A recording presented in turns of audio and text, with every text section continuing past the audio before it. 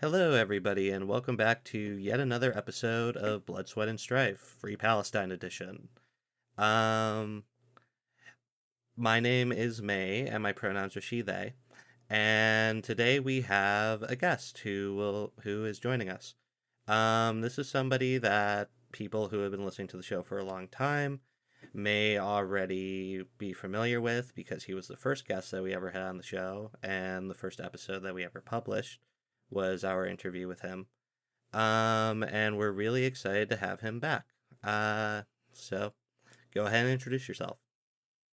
My name is Hamza, pronouns he, him, and it's good to be here again. Yeah, it's really great to have you. We got a really great response from the last time when you came on the show.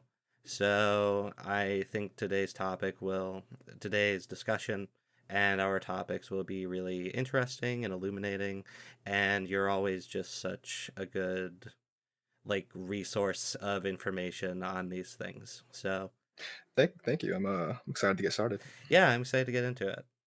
Um, so the first thing I wanted to ask you today is just how have you been doing over the past 6 months and how have you been holding up? I mean, we are in drastically different. Palestine is in drastically different conditions than, the last time I was on. I'm doing as well as I can be.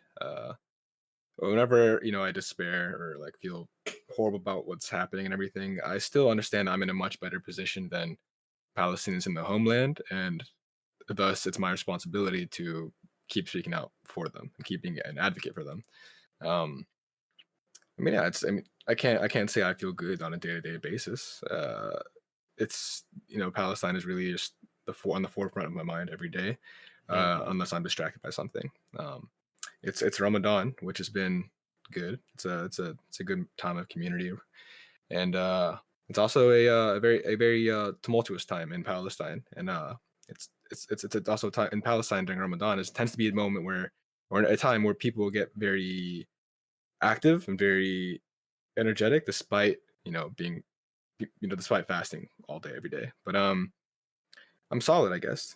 I can't say I'm completely fine, but holding up. Mm-hmm. Yeah, I can definitely relate to that. I mean, obviously this is probably hitting you a lot harder than it's hitting me because you're more directly related to the circumstances. But I think about it every day. I think about the death toll going up, what the IDF has been doing, what the United States is doing abroad, and how we are, or how our government is aiding in the terrorism which is being carried out by Israel. And it's heartbreaking. I still find reasons to be hopeful in spite of all Mhm. that, but Yeah. it's very hard. And this isn't something that I had written down, but something that I've been thinking about a lot lately is that trauma tends to have a very almost blurring effect on time. It feels like Hmm. Yeah. October 7th didn't happen all that long ago because we're still living through the retaliation to it. And when you're just consistently being traumatized, as whether you are directly experiencing it or you are somebody who is witnessing it, it's very hard to heal, you know? Hmm. Yeah. It's we're going on month 6 now, since October 7th, and I think a lot of progress has been made, in terms of the general international outlook on the situation. I think huge swaths of people have been radicalized, uh, and at the very least pushed to be scrutinous of their government. Even people who are regular liberals are still very, very critical of the U.S. government now. That being Mm-hmm. said, especially as we near election season, it's going to get we're going to see a lot of people kind of go back on that in terms of being like, oh, we have to stop Trump, we have to stop fascism, even though we're already there. It's I think what keeps me hopeful is not only are have so many people been educated, but we might have talked about this before, but I remember activism for Palestine like when I was a kid in the 2000s. I remember like Hmm. international, especially Western sentiment about Palestine years ago, and it was nowhere near the same amount of support that Palestine enjoys now. And I don't think it's a coincidence that it's happened after the militant resistance in Palestine has executed the most successful operation in its time. Uh, even now, Israel tries to keep putting out this narrative that they have full control of the Gaza Strip, but there's still missile launches and still confrontations and still guerrilla warfare going on across the entire strip. Um, Hmm. but yeah, things have changed a lot, but it's still ongoing, and it's sometimes it can be disheartening, but revolutionary optimism is a must. So Exactly. Yeah. I think that, not to get like too deep into the weeds and not to say anything that YouTube might not like. But I do feel like for a lot of people, seeing what is happening in Palestine right now is very similar to the experience of a lot of boomers seeing the Vietnam War, because mm, they are watching an anti-colonial struggle which utilizes the tactics of guerrilla warfare, and they are they are realizing that the struggle against colonialism abroad is linked to the broader struggle against the people at home who are seeking to take away our rights and mhm. keep us in a position where we are basically enslaved to them. Um, so like when it comes to how all of this is like interconnected, like um, I have another friend. He came on the show and said this. For Palestinians, the United States and Israel, it's all part of the same seven-headed dragon. Um, it's all part of the same sort of imperialist connection. And as people become more educated and more aware of these things, they become more radicalized against um, these things which they're seeing carried out every day, and they start wanting to not support those things, which is why like targeted boycotts are so important right now and so big right now. Mhm. And like a lot of companies have actually really been feeling the squeeze because of it. Yeah. Uh, uh, Popular sentiment for Palestine is higher than ever historically. But the struggle is a long one, and I think a lot of people, even if they've learned about it for the first time in the past 6 months, are finally realizing, like, man, this is something different. I think a lot of people, once they wake up to this, your life doesn't really go back to being the way it was. You can't Exactly. really look at things. You can't really look at things the same way. Hmm. Yeah, it really is like it's one of those things where like I feel like there have been tectonic shifts over the past 6 months just in popular consciousness and how the narrative is looking. Like the media doesn't really report on what's going on the ground at home very often.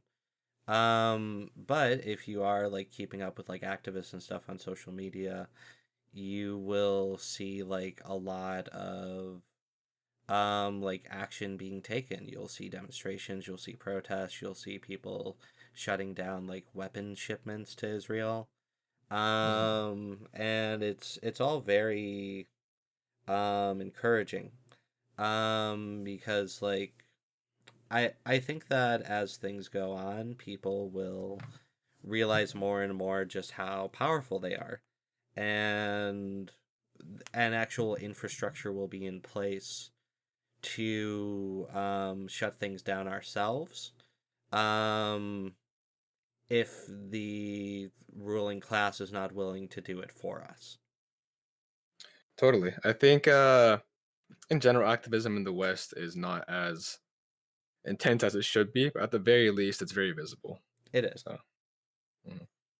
Yeah. So, something I wanted to speak to you about on today's episode is that since we last spoke, Israel has not only been bombing Gaza and the West Bank, but also countries such as Lebanon and Syria, and the United States has been carrying out strikes against Yemen in an attempt to punish them for the actions of the Houthi rebels. Israel has made and continues to make a lot of enemies, and with concerns that this may spill over into a regional war, what does this mean not only for Palestinians, but for those living in the broader region? Yeah, so something to clarify first is that Israel has not did not just start bombing Lebanon and Syria like recently. This is something they've always done over the years. Mm-hmm. Um, they'll always use the excuse of, oh, like, resistance rockets are coming from that direction, so we strike them. And they've done that in Lebanon and Syria for a while now. And that's because Lebanon, especially Lebanon, has some of the most active resistance outside of Palestine, and Syria also to a smaller extent. And even then, even also Iraq has resistance forces that manage to send rockets over to Israel here and there. Um, that's something that's always been happening, and I think it's the very nature of it is an example of how Israel is always the antagonist, but yet still victimizes itself. Um, and in terms of the United States striking Yemen, something to clarify about the Yemen situation. First of all, the Houthi rebels, they prefer to be called Ansar Allah, uh, and that's because that's their official name. Houthi rebels is kind of like a more informal, almost derogatory name for them. But Oh, I see. I was actually unaware yeah, of it's that. Thank you yeah. for letting me know. Mhm. Yeah, if you look up Ansar Allah, you'll find stuff about the Houthis. A lot of people use the terms interchangeably, but like they prefer, I think that's their official name. So, but yeah, something about Ansar Allah. The area they controls are about over like I think 85% of the population of Yemen. So they are de facto the administration of Yemen. The internationally recognized government of Yemen is I don't think they're even in the country still, but they're basically just U.S., Saudi, and Emirate puppets. But I have immense pride and gratitude for the resistance in Yemen, and because they're probably the only country officially that has taken such direct action against the occupation, and their blockading efforts in the Red Sea, and now expanded to the Indian Ocean, are just like extremely effective in terms of affecting the global economy. Mm-hmm. And there's only two languages capitalists understand: it's profit and violence. And if you don't speak one, you got to speak the other. And Yemen has done an excellent job at uh, keeping up the sustained direct action in that region. Eilat, the Israeli port that's in the very southern part of the occupied interior, the port that's actually in contact with the Red Sea, is basically empty. The entire population is almost gone. Boats haven't been able to dock there for pretty much the entirety of Yemen's operations. Um, and it's a major effect on the Israeli economy, especially because Eilat, that region, is not only just a cargo port, but it's also a spot of tourism. And something about these rocket strikes that all different resistance factions from all across the region have been able to keep sustained is that they make these settlements and these ports and these areas not safe to live in anymore. Mm-hmm. Hezbollah in the north, I think a lot of people really underestimate how much of an effect Hezbollah has. Over 500,000 settlers have fled the country by now. Oh, wow. Uh, yeah, absolutely. And but in the north alone, it's about 230,000. All those settlements are decimated in terms of population. They've all been internally displaced. A lot of them are staying in hotels further deeper in the interior, and it's all on the government's dime. On top of that, these settlements will never be safe again. Like they're always in range of rockets. Hezbollah has been able to pass and disable the Iron Dome on multiple occasions, and their work in the north. They've very explicitly said, Israel has a pattern of always trying to cover up his losses. Obviously, Mm-hmm. that's especially the case in Gaza, but we hear almost entire complete radio silence from them in the north.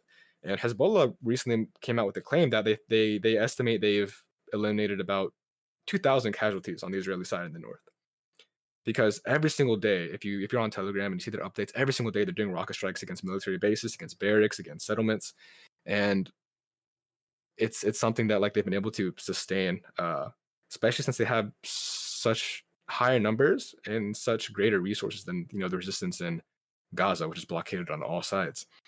And although the resistance in Gaza specifically has been incredible in terms of how far they've come and how effective they are, it cannot be overstated just how much help having a whole second front in the north by Hezbollah has been. Hmm. Um, but yeah, it's I think you've mentioned like the possibility of a regional war. Israel will always talk big talk no matter what, but they do not want a regional war, and America also does not want a regional war. If Israel ever actually has to launch an invasion into Lebanon, it is not going to go well for them. Uh, they got kicked out of Lebanon last time they tried that, and even in Gaza, they struggle to hold on to what they have. Mm.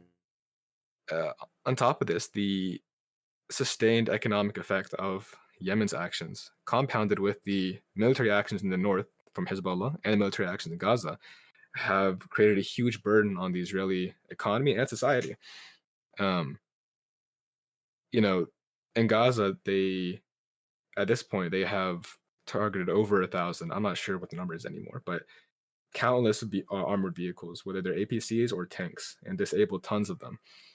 And when they strike these, these these vehicles with their rockets, they not if they don't kill them, they definitely injure them. And every injured soldier, every disabled soldier is someone that has to be actively fed and healed and taken care of in a hospital and rehabilitation center in the occupied interior. And these are people who can't work anymore, people who can't fight anymore, and people that have to be kept alive begrudgingly by the Israeli occupation. Yeah. So like Israeli society as a whole, it will never be the same again. The security of the state will never be the same again. Netanyahu, who is the one of the furthest right candidates there is, and is probably one of the compromised candidates compared to how many other far right candidates there are in Israel. Uh, his whole thing was being Mr. Security. He'll do all this horrible anti-democratic shit, but as long as he keeps the state secure, it's fine. He can't keep the state secure. His popularity has plummeted to like record low levels. Uh, settlers are constantly protesting against him in Tel Aviv. And although they aren't protesting against Zionism, they're protesting against their own, president. They want someone who's more effective, who can kill Palestinians more effectively, or who can do it in a more polite manner. One or the other. Yeah. Whether they're liberal Zionists or far right Zionists, they all hate the guy. He sucks, and that's good for us. I'm not going to say I have solidarity with Israeli protesters. As long as they fly the Israeli flag, I definitely don't want to be associated with them. Period. But the more internal turmoil the occupation suffers, the better. Yeah. Because not only are they fracturing on the inside, but their entire military apparatus is, under constant strain. And when it's under constant strain, it's also constant funds it's receiving from the United States. Hmm. And I think something that's been very clear to a lot of people over the course of the past 6 months who learn about Palestine and also learn about how much support America gets is that, the occupation cannot maintain their existence. They cannot maintain uh, their level of aggression that they normally put out without the United States support. If the United States cut out all military support, all aid in general, Israel would collapse very quickly. And people say, "Oh, they only do a small part of their GDP." I mean, like it's every military budget in every country has a small part of their GDP. It can't be understated how militarized, how aggressively racist and fascist Israeli society is. Um, Hmm. and I think even though America sends so much money to Israel, and Israel has such a high budget for Hasbara, their propaganda, and their relations with the world, just the fact that like Israeli citizens, have access to the internet, like undoes all of that shit. No one has a positive opinion of like Israeli citizens. They're actively there's a huge civilian effort to block aid trucks going into Gaza from the Israeli side, and that's more apparent than ever. Every other day, it's like you see some video of an Israeli in blackface just Oh doing something racist. Like god. it's crazy, and It it's it is legitimately fucking insane watching these people dude. like play the victim card as they Mhm. just do minstrel show shit. Like, And and yeah. even the other Israelis who call them out online, they don't call them out for being racist. They call them out for saying like, "Hey, you're making us look bad. Exactly. Don't do this." It's like the anti-Semites are going to call us racist. Like Yeah. it's anti-Semitic to call you racist for doing blackface, and like, oh, dude, There was it's there was insane. that one fucking lady who was posting in like a Facebook group, and she was saying like she was posting pictures of this makeup that her husband, who is an IDF soldier, brought back for her from Mhm. Palestinians, and basically like real like spoils of war shit. And everybody in the Yeah. comments was just like, "This doesn't make us look good. You should really delete this." And it's just like they're just so concerned about their about the image that they're projecting. Um, And that image has been shattered forever it now has too. been, yeah, Like even like on a diplomatic international level, they've received condemnation from so many governments, even ones that like have been supporting them historically. yeah, It- and now even if like those governments still begrudgingly support them, the people will never will. Like we've seen such huge concentrated popular efforts to denounce Israel and and march out in the streets and for the sake of Palestine. And Israeli tourists are like ostracized. They're the worst people to ever like the worst kind of tourists you can encounter. There's some video of I've been seeing a lot of activism in Japan of all places, which was very surprising for me. mm-hmm. Uh, and this is one video of this Japanese activist like protesting Palestine. These two Israelis go up to them and like start yelling at them and calling them, anti-Semitic, whatever, and like telling them to shut up and everything. And it's like you're in someone else's country and telling them to stop speaking out in their own country. Like get the fuck out of here. Like I've seen a lot of parallels where like people who remember apartheid era South Africa saying like, yeah, the way Israeli tourists are seen around the world now is like how white South African tourists The were in the Boers, same way. yeah, Yeah, but I mean, yeah, it's I think the facade of the IOF and Mossad has been shattered forever. mm-hmm. Every now and then there's reports in Iran or Lebanon or Turkey of like Mossad agents getting caught or spy rings getting caught and arrested in mass. Um, Israeli soldiers have terrible operational security. Like they always post about like where they're at, like in like in Gaza or like what they're doing, That shit's so and funny. like dude, and there are dozens and dozens and dozens of images and videos of Israelis looting homes, Yeah, like cracking open safes and like looking through drawers and like stealing jewelry and shoes and everything. And like they'll post about it. Their families will post about it too. yeah, And they'll be like, "Yeah, I just got these shoes from Gaza for my wife," or like, "Oh, here's me engaging to my fiance while blowing up a neighborhood." And like the obsession with this sexualization of Palestinian women, yeah. objectification of Palestinian women, where they are posting where they literally hang up their lingerie and underwear like out in the street on the power lines on barbed wire. They wear them for some reason. They will wear them and take pictures of them like, oh yeah, look, we're owning them by wearing their What underwear. the And it's fuck? like fucking crazy. And like yeah, it's wild. And this is one video where like one of them is one of these stormtroopers are looting a home and they're pulling up all this lingerie and panties and stuff from this drawer and like oh look, I always knew Arab women were the sluttiest and shit like that. And it's like this is not like oh this is one bad apple. This is a fuck ton of bad apples. The entire Yeah. like it's the entire orchard is fucking shitty. It's this It's is what this it's like this is classic their yeah. colonialism shit. Absolutely. Yeah. This is the result of a dedicated, concentrated effort to dehumanize an entire people, to constantly tell your people that you are superior to these inferior people. Even though they were here already, they don't belong here. They're worse than you, and you are superior to them. And that brings us to like the very existence of these Zionist state as a whole. Like you can't claim to be a Jewish state and also claim to be a democratic state at the same time. Because if the Jewishness of your state takes precedence over the democratic nature of your state, then you have to cross democracy in order to sustain the Jewishness of your state. For example, it's very important for demographics in the state of Israel, the occupation, to maintain a Jewish majority.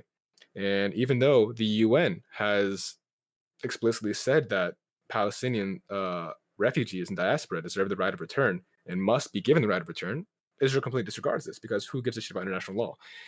And the issue Israel disregards this is because if they let all the Palestinians back in that they expelled, that is millions of Palestinians, millions. One, Israeli citizens will be outnumbered, and two, if these Palestinians are given, voting rights, what's stopping them from voting out all the systems that enable settler colonialism? What's stopping them from voting out Zionism as a whole? And thus, it is no longer this quote unquote Jewish state. Yeah. So you can't be both a democratic state and also an ethno state because one has to be sacrificed for the other, and that's very apparent. And I think at first a lot of the sympathy for Palestine was mostly just sympathy, like just pity. But I think many people more than ever have adopted a more radical and critical approach of the very nature of the Zionist occupation to begin with. Yeah. And I think we probably said this a lot last time, but there are decades where nothing happens and weeks where decades happen. And the education of mass swaths of people about Palestine is just huge. Just happened at such a huge scale across the world. And whatever sort of, facade they had before is gone. And I'm happy to see that. And I think that's one of the reasons why Israel lashes out so much, and why they they're just dedicated to just committing horrible, horrible crimes against humanity. Is because I think they see the writing on the wall. I think they see like the fractures in their foundation. I think they see like this shit is not sustainable anymore, and something's got to give. I think in general, colonialism is not a very sustainable model, and we're seeing the results of that. No, it's really not. Like, Mm, I think that every colonial enterprise has sort of this like natural lifespan. Some last longer than others. Some can last hundreds of years. But mhm, eventually, uh, it just kind of collapses because they're spending so many resources just on keeping the local population in check, mhm, and there's always resistance movements against this stuff, mhm, which puts these governments who carry out these things in a very precarious position, to say the least. Because like their power could be taken away from them at any moment, and it makes more sense to cultivate friendly relations with these nations and enter into like mutually beneficial agreements. But that's not the that's not the way you get resources extracted, and that's not the mhm. way you keep the profit margins very wide. Um, Yeah. but like just as it's been the case in apartheid South Africa and Vietnam and so many other colonized places, Palestine will eventually be free. Like I Mhm. don't I don't think that what they're doing right now is sustainable in the slightest.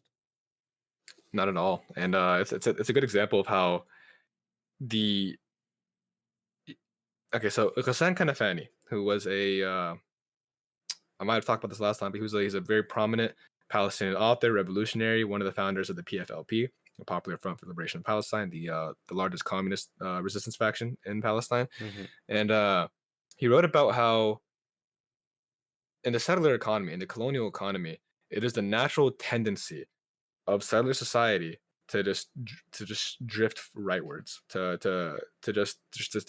to become more fascist over time. Even though some of the initial Zionist movements in Palestine, even the ones who did the Nakba, were labor Zionist movements. They try to dress it up as a leftist movement, but overall it's colonial in nature. The fact that they prioritize this, Jewish only labor in the occupied interior, that ends up resulting in a situation where it pushes society rightwards as a whole. Because Yeah. no matter what, uh, this one ethnicity, this one ethnic group is superior to this other ethnic group, and that is the paramount principle of your state. And as long as that's the case, your people are going to drift rightwards all the time. Oh, definitely. And we see this in every strata of Israeli society, whether they're kids, or whether they're men or women, whether they're working class or whether they're richer, they are actually taking part in the oppression and extirpation of Palestinians. And we see this when Israeli civilians, quote unquote civilians, are blocking off these humanitarian aid trucks, where there are hundreds of trucks waiting to get into Gaza, and they're being held up because these Israelis go and they block the roads and they put tents up and they put bouncy houses and they have fucking barbecues and shit. It's reminiscent of like lynching parties in the United States, where it became a family event, Mm. to actively support the starvation and execution of these people. Uh, it's not just, oh, it's just the bad government, it's just Netanyahu. It's the nature of the state. It's the nature of the settlers. To be a settler is not just to live in a country and you are oh, this country had settler colonial roots and you just live here. To be a settler is to have a specific relationship with a state in which you actively benefit and actively uh, support and maintain the ethnic cleansing of the indigenous population. Every Israeli citizen is uh, complicit to some extent. To some extent, not only are they all conscripted into the military and thus have weapons and training and carry weapons on them at all times, but they also excuse me, they also live on these settlements that were built over the ruins of Palestinian Hmm. villages. And the kibbutz who have this sort of PR image as being, oh, these nice leftist communes where they have, collective property and they just like live there farming all peacefully. Not only were these built over destroyed Palestinian villages, but they're used as sort of a first line of defense to surround Palestinian areas. Mm. To be like, okay, if these Palestinians ever act out, they're going to kill these people first, and then they're going to get to the main big cities that we actually care about. And that's exactly what happened on October 7th. Every settlement in Palestine, which by the way is a very polite thing to call it, is really just a militarized outpost, with of course a quote unquote civilian side of the city to support it. These towns and these settlements are just, they always have military presence, and they're always in the way of like any sort of military confrontation. We saw on October 7th how Israeli Apache helicopters and tanks indiscriminately fired upon these settlements, not Mhm. knowing where the militants were because their entire security apparatus sort of fell apart that day. They fired tank rounds into houses and entire neighborhoods in these kibbutz and these settlements. Their roofs are gone. They're like the entire like tops of these buildings are gone because they were destroyed by Apache helicopter missiles from the very top. And it goes to show how like settlers, despite being a vital aspect of the settler colonial project, are just a resource for them. Mhm. It's just these people are expendable. If they die, they can be used for propaganda, and if they live, they're just another stormtrooper. Yeah, and And yeah, something that I'd like to briefly touch on since it came out, the news broke in between the last time we recorded together and now. Um, Israel knew that Hamas was going to attack on October 7th. Um, and they still went ahead and scheduled a festival for that location anyways. Like, that just reads as legitimately very, like, it feels like a coordinated event, right? well, I don't want to go too far into the conspiracy side of these things Okay. because I think some of that narrative is sort of like defends the intelligence and military in a sense, because they're like, oh, it couldn't be that our military and intelligence failed. They must be in on it. Yeah. It's what happened was that the colonial entity just got so arrogant and so complacent that even though they had intel that indicated that the resistance was planning some big operation, they weren't sure exactly when or exactly where or what it would entail. They just knew they were training intensely and had plans for something. When it was given to them, they just denied it. They're like, no, it's not. They're not capable of doing that. There's no way they can do that. Okay. And it really wasn't an aspect of like, oh, we know this is going to happen. We're going to let it happen. I think it was more so that, nah, they're Palestinians and they're in Gaza and we keep them starving. How can they do this? Whatever. And they disregarded it. So, although they had intelligence to indicate something was going to happen, I truly think it was just a complete failure of the security apparatus in the occupation altogether. And if Al Jazeera recently put out their investigative documentary Hmm. about October 7th, and something about interviews with helicopter pilots in the occupation on that day was that they had no intel to work off of. They had sightings, and they literally joined local WhatsApp groups to try to find targets. Wow. Like oh, where like these cars going this way? Are they like resistance fighters? Are they settlers? What's going on? And like that's where they got their intel from. And I think it was like over almost 30 corpses. At 27, I think 27 or 29 bodies were found in between the settlements and Gaza, meaning they were on their way from settlements to Gaza, meaning they're likely hostages. And those are just the ones that are in between the settlements and Gaza itself. Meaning these were hostages being taken back and Israeli helicopters fired upon them because they just saw targets to hit. Uh, Not to mention the military response to the settlements themselves, where there were dozens of other Israeli citizens killed. The testimonies of settlers who were either hostages and got rescued, or just survived the events of that day, seeing their military like absolutely just rain bullets upon them and their neighbors and stuff. Hmm. And it's part of this informal policy of the IOF called the Hannibal Directive, where they would rather have a dead soldier than a captured soldier, because not only is that a security risk, but also that captured soldier can be exchanged for hundreds of Palestinian prisoners. Yeah. And so, even though they claim, oh, it's not really our policy anymore, it's informal, they still maintain it to this day. Like it's still something they carry out because that's what they are. Settlers are resources to them. People are expendable, and all that matters is the sustaining of this colony, and the and increasing profit margins. Mhm. Yeah. Definitely, yeah. Thank you for providing that clarification because, like, I I just almost went full Bush to 9/11 for a moment. No, it's don't worry, it's been a common sentiment amongst a lot of people, but Yeah, something in general to keep in mind is that give credit to the resistance where it's due. A lot of definitely. people are into hating Israel, but not really into knowing much about the resistance or understanding the resistance. And so that's the kind of the natural conclusion. I can see where that comes from. Um, but in general, like it's good to maintain this, credit to the resistance where they do shit. Uh, Definitely, yeah. but yeah, yeah. Yeah, I saw a very good phrase yesterday about the resistance, and it basically went like saying that you hate settler colonialism while also condemning the resistance to that settler colonialism is like saying that you Mhm. hate a disease, but you also hate the antidote. Absolutely. Because support in abstract means nothing without support in practice.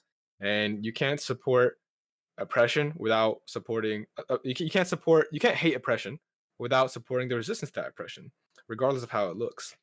And regardless of what any resistance group can possibly do, nothing can change the fact that the very nature of the Palestinian movement is that they have the right to self determination, and that must be realized. And as long as they have that right, resistance will continue. And if you don't want the resistance to be ugly, if you don't want the violence to continue, liberation must happen. Hmm. People always say, like, "Oh, we should support peace." Uh, Peace between two equal countries fighting, sure, but not in the case of an oppressor and the oppressed. Something many liberals struggle to understand is, power structures. They think racism is just being mean to someone else for their race. Uh, Kwame Ture once said, if a white man hates me, and wants to kill me, that's his problem. But if he hates me and has the power to kill me, now it's my problem. Mm. Racism gets its power from capitalism. But the reality is that in the case of Palestine, there's a simple relationship between the settler population and the indigenous population, the occupier, the occupied, the oppressor, the oppressed. Peace for the oppressor is not peace for the oppressed. Peace for the slave is not peace for the slave master. If people are oppressed and you call for peace, all you're calling for is a continuation of the status quo. And as long as people are oppressed, that peace will not last long. Yeah. What you're asking for is capitulation. So, in order for there to be true, long-standing peace, it has to be preceded by justice and liberation. Otherwise, that's not peace. That's a temporary truce until the next reignition of violence happens. Mm.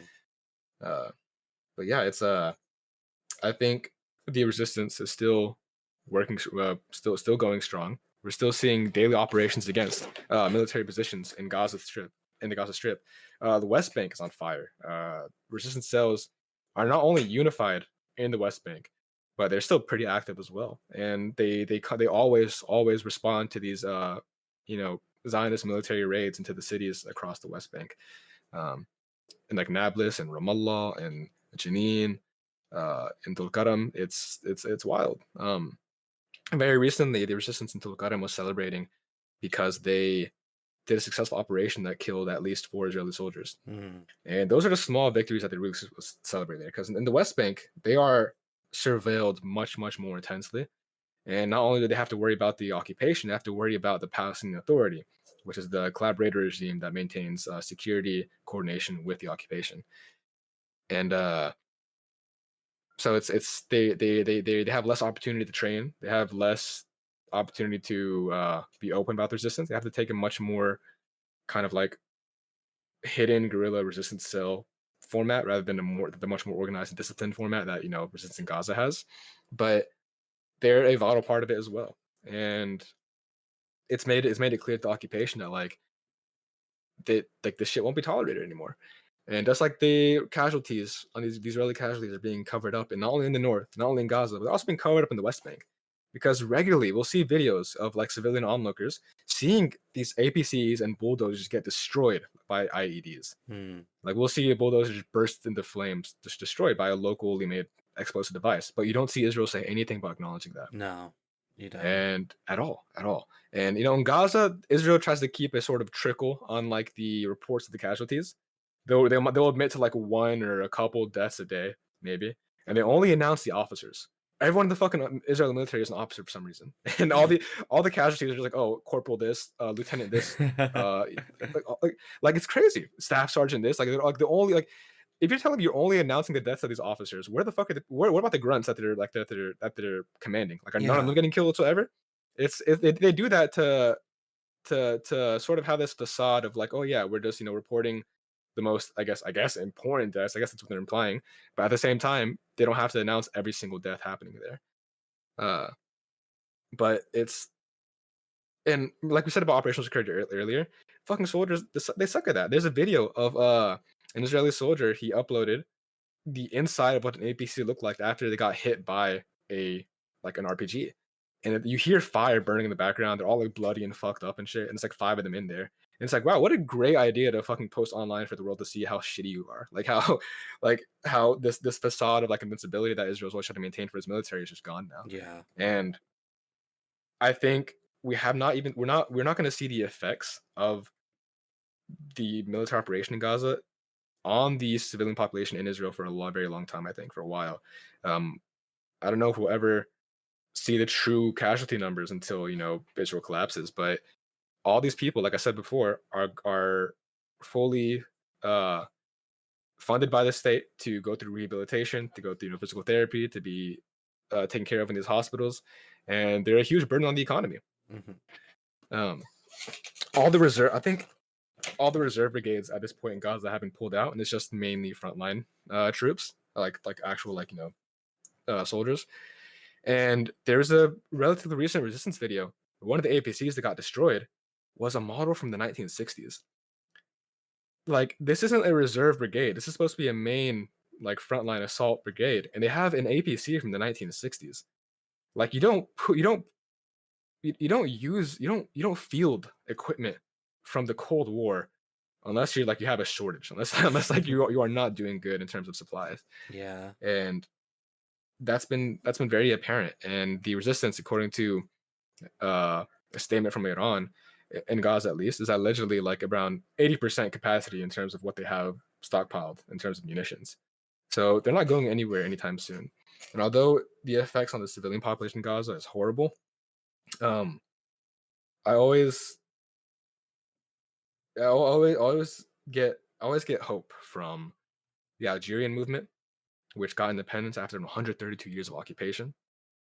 I see hope from Iraqis, who many of which, although Iraq is still in dire conditions to this day, many of which are finally seeing semblance of like peace and like living normal lives, even after going through such horrible conditions. Hmm.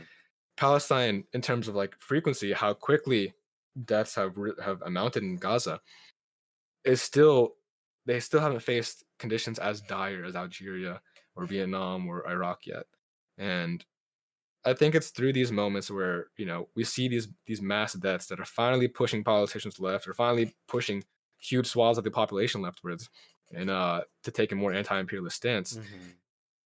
They it's taken a lot for that to happen, but I think this is where we learn the meaning of revolutionary sacrifice, where it's either you're oppressed and you die slowly forever for the indefinite future, for infinity, or you you might see a devastating war, but the mass radicalization of millions of people around the world to be in support of your cause.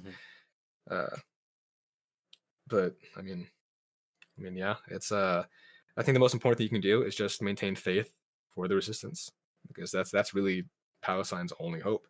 And Palestine isn't going to be freed by us marching in the streets. It's not going to be freed by Congress or any other UN resolution. It's going to be freed by the resistance first and foremost. And the resistance is the manifestation of Palestinian people's right to self determination and right to sovereignty. That's how it manifests. And when Palestine is freed, when a free Palestinian state is formed, it's going to be formed through the actions of the resistance. It's not going to be formed through diaspora kids like me marching around. It's good. I guess like we have to be advocates and like build support for the resistance in the West. But I think what's important for us is to push more radical sentiment. You know, if we Definitely. can't be radical in our tactics, which it would result in the shutting down factories and fucking like locking up like arms manufacturers and like securing boats and stuff, which we don't really see that much here, but we see a lot more in like the UK, for example, in Europe. Uh, we can't do that. At the very least, you need to maintain a more radical rhetoric, a more radical stance on things, and we have to normalize that. Yeah, resistance is not terrorism, and a point that I wanted to make, even though you've already kind of made it, is like all oppressor states attempt to project this image of themselves that they are all powerful and that they know they are omniscient and they have the power to basically do whatever they want to you. But Mhm. they their power only goes so far, and they only have so Mhm. many people, they only have so many resources, they only have so many checks that the United States is willing to cut them. It may seem like the United States is this like invincible like uh like flushed with cash kind of country, and in some ways we are like flushed with cash. um but we're really not, and we've been defeated before. Like I think in the end, like most anti-colonial struggles will be successful so long as they Mhm. are sustained by a core of people who are willing to put in the effort and the work to make sure that their country is decolonized. Yeah, and also that's where like in terms of our side of things and our sides of resisting or at least protesting and protesting against Zionism. That's where the BDS movement comes into play because even the consumers have a role to Yeah, play. Um, the only way people are gonna divest from the occupation is if it becomes like if it becomes too expensive to do so. That's what happened in South Africa. People stopped supporting South Africa because it was no longer profitable. hmm, That's the only way you can convince you know institutions to pull out. You say we're all going to fucking stop buying from you if you keep supporting this occupation, and we've seen numerous colleges, universities divest from the occupation, which is a huge win. yeah, yeah, Um, every cent that's every dollar that's a burden on the Israeli economy is a win. Every dollar they lose is a win. Um, and I think Israeli society is spiraling, and they no longer have security. They no longer have a stable economy, and even though the GDP was so damn high, thanks to the injections of American capital, it's gonna be going down steadily, and it's not gonna last long. And even then, it, I really think the U.S. will always constantly back Israel until like I said earlier, it becomes too expensive. It becomes too expensive. Like you said there's only so many checks America will cash. They have a lot of those checks, and they will yeah. constantly keep cashing them. But at the end of the day, eventually it's gonna get to a point where it's unsustainable. And like I said before, something's got to give. Exactly. Uh, but yeah. Yeah, a friend of mine told me a funny story about a protest that he was at, and there was a speaker up there talking about the boycotts, and he was calling out Puma, and like a bunch of people in the crowd were looking at their clothes and going like, "Oh shit, I didn't know." So yeah, like there's a role for everybody to play in this struggle. If you're able to join a radical organization which is Mhm. like active in the anti-imperialist movement at home. In my local area I see a lot of stuff happening with YDSA, Workers World Party, Mhm. Food Not Bombs, like all these different coalitions. The Palestinian youth movement seems very, very good there. In North Mhm. America, know some Canadian members of it, but I believe they're also active in the United States. And Yeah, yeah, they are. And if you're able to, just like, get involved, like do something to yeah, help. yeah. I actually had an organization here in Birmingham, a local one, called Young Palestinians of Birmingham, and uh, we initially wanted to start a PYM chapter, a Palestinian Youth Movement chapter, but they're just hard to get a hold of in times like these right now. Hmm. So we have a local org, centered around activism. Our role is to educate, organize, and mobilize people. And we've organized numerous protests, numerous demonstrations. We've organized vigils. We've organized like documentary screenings and education events and stuff. And we collaborate with not only like we collaborate with the local DSA chapter, we collaborate with PSL, we collaborate with like even like student organizations. But Hmm. recently at UAB, the University of Alabama in Birmingham, the USGA, basically the student government senate, uh, thanks to one of our board members at YPB, Young Palestinians Birmingham, was able to get them to issue a super pro-Palestinian like resolution to not only condemn Israel for like its actions since October 7th, but set for the last 75 years. And that's an official stance of the student government body at this university now. And that's That's huge. fantastic. And even Yeah. though these things like ceasefire resolutions and statements are really just symbolic victories, the symbolic victories still help us and challenge a narrative, Hmm. And anything we can do to ostracize Zionism, to make Zionists feel uncomfortable, or unsafe, or just not they can't be proud of the stance publicly. Anything we can anything we can do to push that is good, because it makes Zionism so much more unsustainable to have when people are attacked socially for it. And that's really what we want. We need Zionism to be ostracized at every level in society. Zionism And is even and it's cringe. yes, we have to convince everyone Zionism is cringe and Palestine is epic, and that's what we have to support. But yeah, we recently put up a thanks to the contributions of you know local people, we were able to put up a pro-Palestine billboard in Birmingham, in the heart of downtown Birmingham. Yo, Everyone will see driving on the interstate, and we're raising funds for a second one now, and it's like this is the first time in history we see that in Birmingham. And although I wish our tactics could be more radical, our beliefs are pretty radical, but our tactics are not, because given the certain conditions of our base here and what we can sustainably do, we're not as radical as I wish we could be. mhm. But we're still, we're still out there. We still have a lot of visibility, and like we're growing.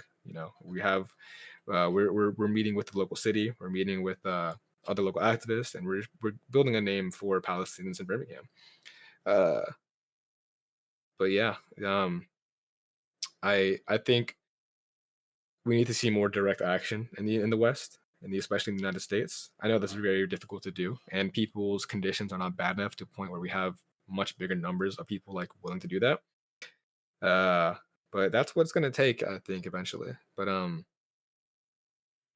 I, at least in terms of, even if like immaterially, uh, the oppressor has so many resources, so much capital against us. In terms of rhetoric, in terms of narrative, everything has shifted. Yeah, Things have changed forever, and Israel will never ever regain its reputation after what's happened. And anybody who supports Israel publicly, amongst their friends, especially amongst like the younger generation, is like it's just insane. We have yeah, to associate. We have to, Zionists hate being associated with Nazis or being compared to Nazis, but they do a really fucking good job at doing shit similar to them. And if Zionists don't want to be compared to Nazis, we should keep doing that more. And uh, industrializing mass slaughter and extermination of an indigenous people. I don't know like how much worse you can fucking get. And it's good. Although the older generations in America are much more supportive of Zionism, mostly because they don't know shit. Much like the younger generations, Gen Z, and to a smaller extent millennials, pro-Palestinian sentiment is at an all-time high. Not just in support for a ceasefire, whatever that means, but also like just in general for Palestine as a whole. And it's important for us to maintain these educational uh, efforts. definitely. Yeah. And yeah, yeah. Yeah, I have a lot of friends who have been going into like teach-ins and like protests and stuff, and Hmm. they have my heart. I really support them, and I think that like like what you said really does ring true. Like our beliefs are very radical, but our tactics aren't quite in line with that yet. Mhm. Because like for a lot of people now, like we are coming to a point where we are supporting more radical action and holding more radical beliefs.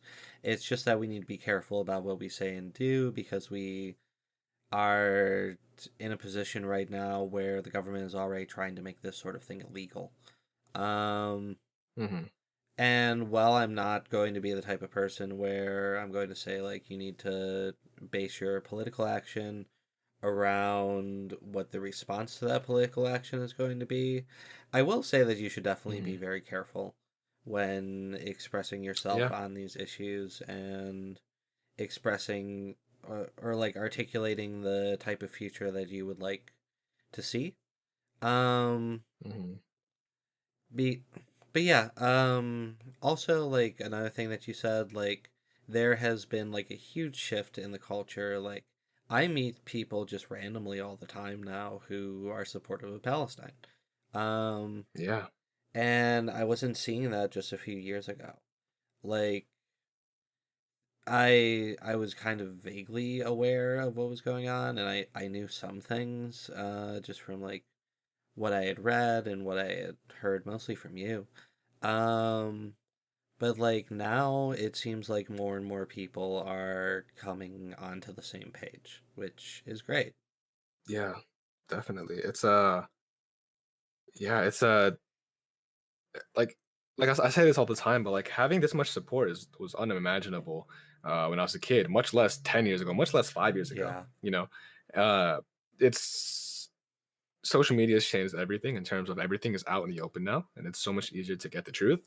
Uh, it comes, it's a double-edged sword because of how much misinformation there is, but at the same time, it's very very empowering for a lot of people. And recently, we were flyering at a St. Patrick's Day parade. We're handing out flyers to for people to sign, basically a huge like people's resolution for free Palestine, basically.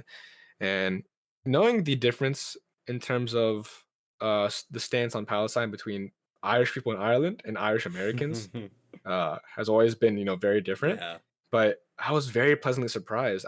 We had an overwhelmingly positive response. Yo, Uh, yeah, like there was like maybe a couple, like two or three people that like turned us down, maybe one person that like ignored us, whatever. But overall, everyone we talked to was very, very that's supportive, great. and they took our flyers and they signed up and everything. And it was like that was very surprising for me. Like when people can not only sympathize with the Palestinian cause but also connect themselves to it. It's we live in radical changing times, and it's very hopeful. And although although we need to be more radical in terms of tactic and action, it's like at least we know things will never be the same. And Israel is being recognized every day more and more for the settler colonial state it is, and they can never ever regain their image. Yeah, definitely. Mm. It the tide is turning against them, and like we were talking about earlier, like I feel like the majority of like the Arab world and like the Middle East like really just hate Israel. Like the Arab masses do like really hate Israel. Even like reactionary Arabs are Yeah, tend to be anti-Zionist, and I think that like it bodes well for the cause of a free Palestine. for sure. I think yeah, the Arab masses historically pretty much almost overwhelmingly supported Palestine. There's there's not enough radical action from Arab countries either, in my opinion, except Yemen and Lebanon to an extent. Uh, but like things need to be escalated. They have to get escalated, and countries like Jordan and Saudi Arabia and the Emirates and Egypt that are all collaborator countries in terms of their governments. Um, they have to deal with these masses who are extremely, extremely against the government's policy on these things. And I truly think that we won't see help from these countries, genuine help for free Palestine from these countries, until we see revolutions in them. And like in the case of Jordan, especially, Jordan really is the main. It's the country that borders Palestine entirely on the east side. Hmm. So like it's if Jordan was replaced with a government that was anti-Zionist, that would be a huge, drastically detrimental. That'd have a huge detrimental effect on the state of Israel itself. Because in order to get around the blockade Yemen has been maintaining, uh, aid gets sent through through the United Arab Emirates, and it gets shipped through three different countries: the Emirates, Saudi Arabia, and in Jordan to send resources to Israel by land. Mm, That's how they get around it. So like these reactionary monarchies, these reactionary regimes, they support Israel because they have the same interests in line with each other. And until we see mass popular movements in Jordan, for example, overthrow these governments, we're not going to see much support from those states. Um, I think if anything, the only thing that'll make Arab countries lean towards Palestine or support Palestine more materially is towards the end when it becomes increasingly apparent that Israel is collapsing very soon. They're gonna really, really, really fear the lack of forgiveness from the Palestinian people. mm, Um, you know, not to get all too religious on y'all for a second, but there's this hadith saying the most powerful dua, the most powerful prayer is the prayer of the oppressed. mm. Um, like it is the most likely to be heard, to be fulfilled. And I can't think of many countries right now that are more oppressed than the Palestinian people. Yeah, And uh, I truly think like when Palestine is free, a lot of people are gonna have to reckon with the fact that they supported this Nazi adjacent regime for years and years and years. hmm, And that's something people are gonna have to come to terms with. You know, but yeah, I think a free Palestine is within our lifetimes, and it's becoming increasingly apparent every day. definitely, definitely. Um, I do think that as we go further into this year and further into just the future, um, we will see a lot of stuff that is very heartbreaking, but also a lot of stuff that gives us a lot of hope. And Mhm, I do think we'll continue to see these sort of tectonic shifts happening, mhm. not only in Palestine but all over the world. And the international Yep. consensus Yeah. is 100% again. Well, not 100%. Like half of the world is basically against Israel. Um, and they really only have the backing of the West. And eventually, And sorry to jump I'll go in. on. Even that's kind of falling apart. Like France of all fucking countries has been like condemning Israel explicitly, even though it's all hollow, it's all platitudes.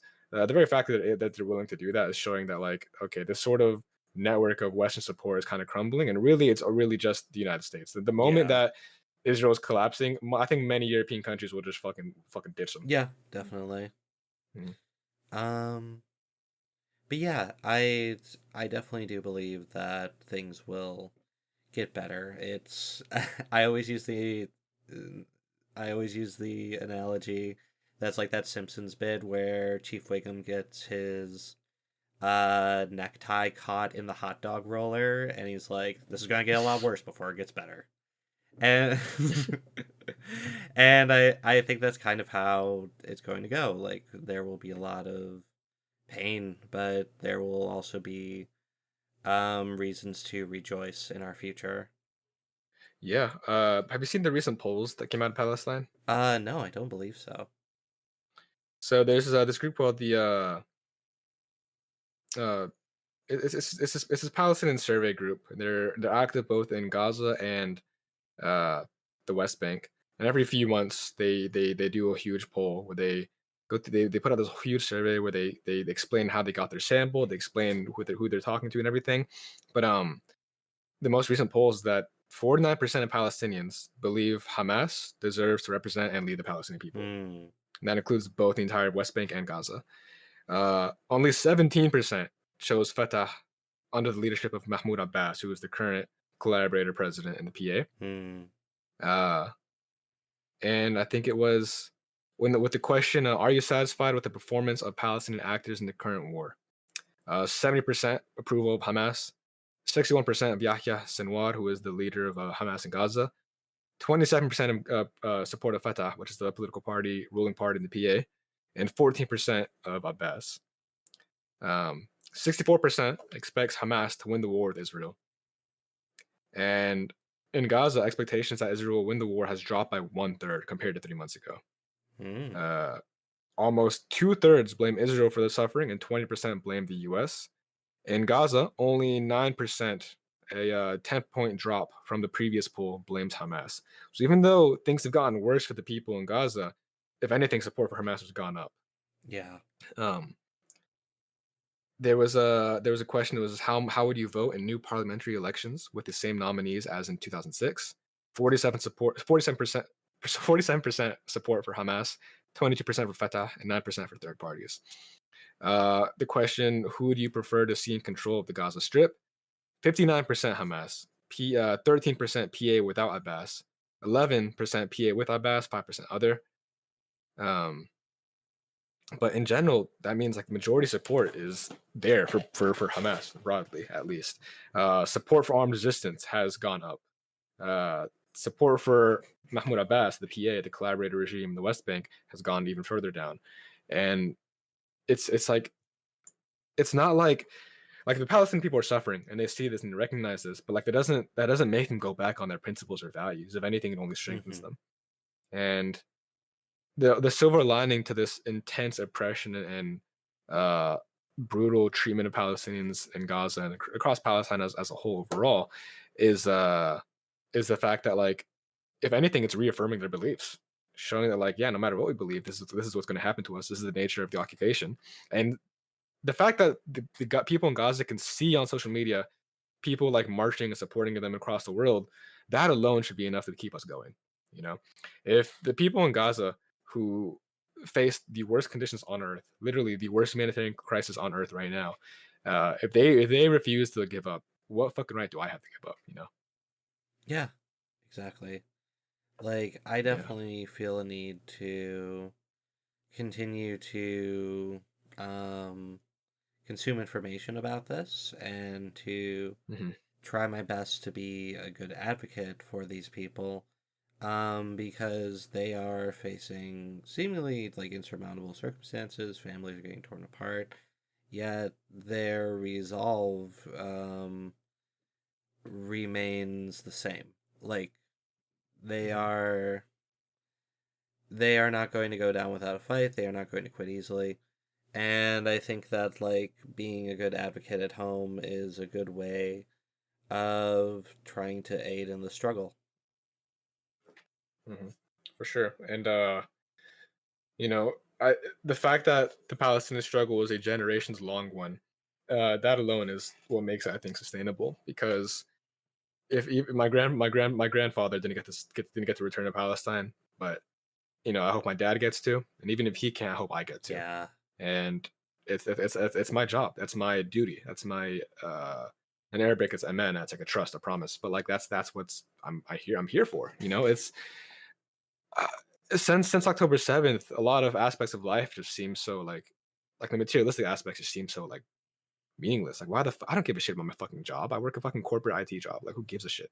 I don't care about like my money. Well, yeah, I need to have a certain amount of money to live, but like I'm not stressing over saving up constantly and shit because like it's like dude, I don't care, man. As long as it's for Palestine, I'll do anything. Like I don't like I have such little attachment now to like meaningless shit now. It's like a free Palestine is really my main goal in life personally. That's what I'm here for. I think Hmm. that's the fight I've inherited, and it's the fight I want to see to the end.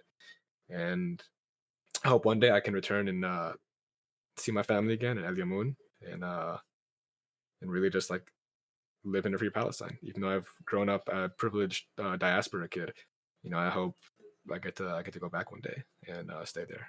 But but I mean, but yeah, it's the Palestinian struggle has been going on for the past 75 years.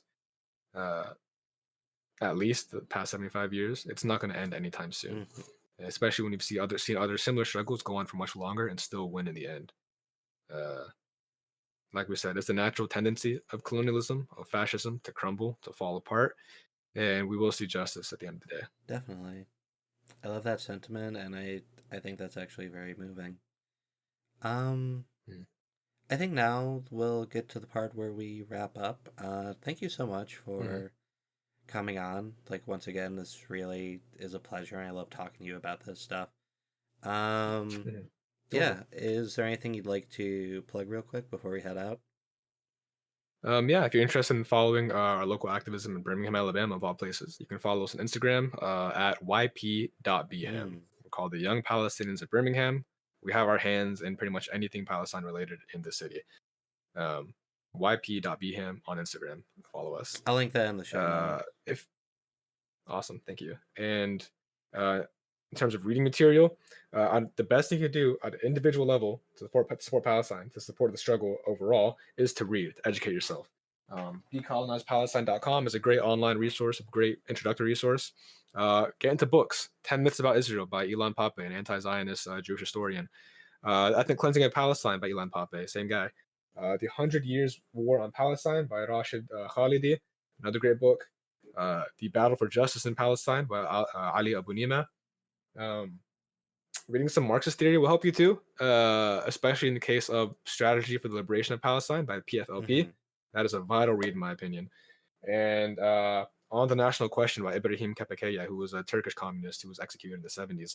But that's a really good idea of understanding what a nation is versus what a state is. And that's something really important for people to understand about Palestine. Keep in mind, the goal of a Palestinian liberation movement is not a two-state solution. It is not, uh, peace broadly, whatever that means. It is liberation. That is the goal. Palestine will be free from the river to the sea, a single unified state of Palestine, democratic, pluralistic state of Palestine, um, where hopefully in the future, I believe, Arabs and Jews and Christians can live side by side with equal rights and obligations under the law. Uh, but for that to happen, we need to see justice for the Palestinian people. But yeah, um, get educated, join an organization if you can, and just do whatever you can to help the movement. Totally agree. Never stop talking about Yep. Palestine. Yep. Yeah. Keep talking about it, people. Um, so yeah, we're gonna head out. This has been an episode. We'll see y'all later. Bye. Bye.